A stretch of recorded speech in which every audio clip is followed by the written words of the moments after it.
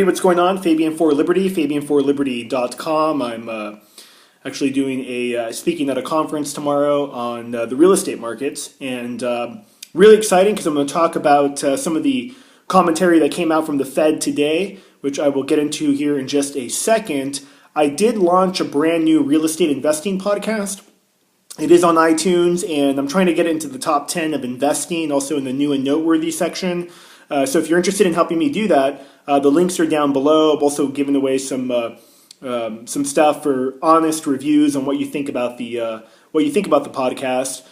It's also available on the Android device, on Amazon, and on iTunes. And it's the Virtual Real Estate Investing Podcast by yours truly, Fabian Calvo. So, all right. So the Janet Yellen, who is the chairwoman of the Federal Reserve, came out today, and she basically spooked the equities markets, the stock market, saying that there's potentially bubbles and some danger in that market.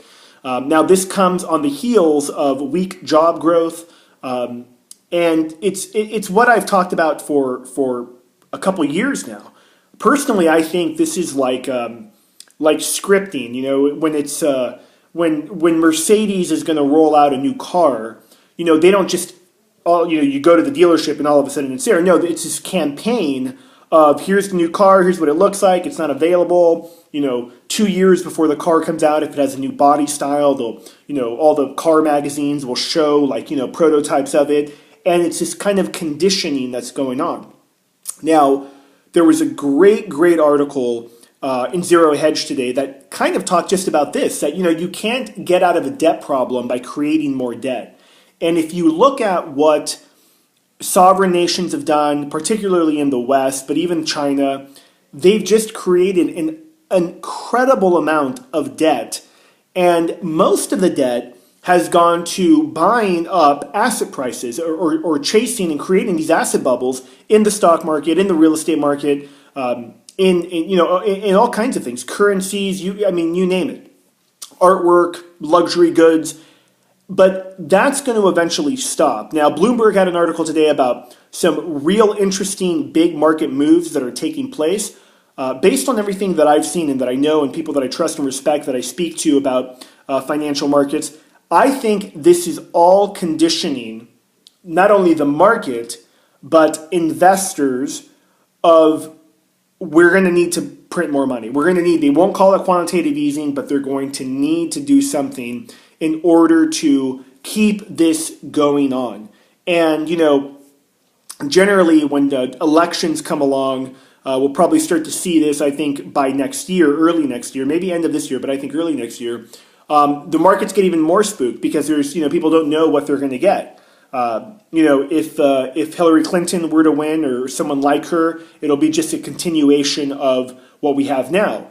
Really, if a Republican wins, it'll be a continuation of what we have now. So I don't know if that's that historical effect on the markets that elections generally have, if that's going to have the same effect this time. People are so disenfranchised with the political system as it is.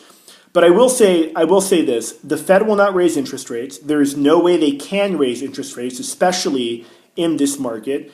And because if they do, it's game over. Now, if the banking cartels are like, you know what, we're going to collapse the market, we're going to collapse the economy, then they're going to raise rates.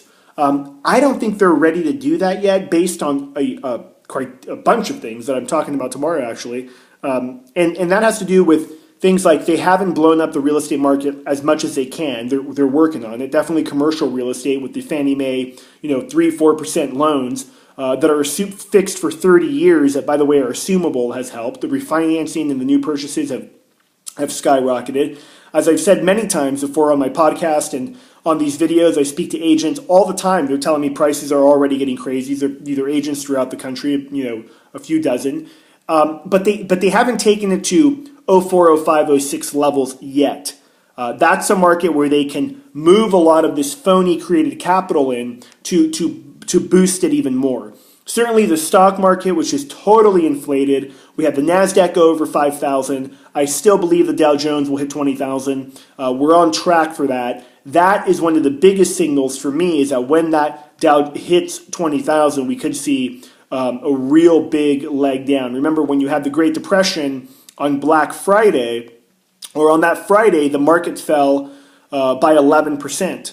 It recovered on Saturday. Back then, markets used to be open on Saturday, recovered a little bit. But then you had the huge crash that just affected everything. And so when this stuff starts to go down, it goes down really, really quickly. Again, quoting or going back to that Bloomberg article, and knowing this for a fact, just from people that I know, and going back already a few years, you have vulture funds that have been set up, people that basically raise up money, they just sit on it waiting for the market to collapse so they could buy up assets. You have all kinds of indicators that are already happening, but again, I don't think it's going to happen just yet. Thank God, at least for me, speaking for myself, there's more time to continue preparations, and as far as I'm concerned, I'm actually thinking, and based historically as well, this next market crash is going to be one of the best opportunities potentially of my lifetime. I'm 36 years old, potentially of my lifetime, but it could be for anyone as well. There's so many new areas of growth that will continue to happen despite what people out there say that it's going to be the end of the world and that there won't be financial markets or markets at all for decades. It's just not. Let's just say there's no historical precedent for that, and I understand there's no historical precedent either for the amount of debt we have, for the quantitative easing and all that. So, but I'm still believing markets are more created by human nature than by the gimmicks and the smoke and mirrors that we get out of the Federal Reserve. All right, so I'm Fabian Calvo, Fabian for Liberty. We've sold out about half of our tickets for the June 6th and June 7th Malibu event that I'm doing. Saturday, it's all going to be about real estate investing. And Sunday is going to be all about global finance, all about the global economic reset. You do not want to miss it. It's going to be a great, great event. If you're interested, email us down below. Again, I'm Fabian Calvo. Thanks for watching. I'm out.